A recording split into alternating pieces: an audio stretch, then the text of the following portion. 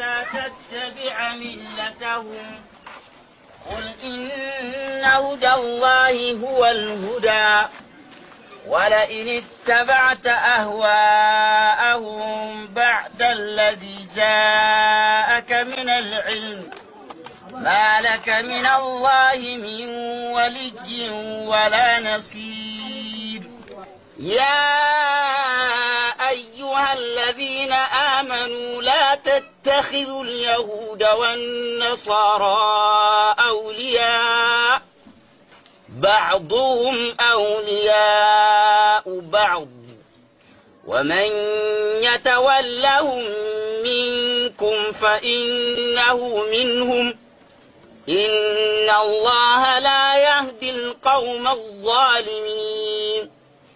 صدق الله العظيم. صدق الله العظيم. بارك الله فيك. جزاك الله خيرا.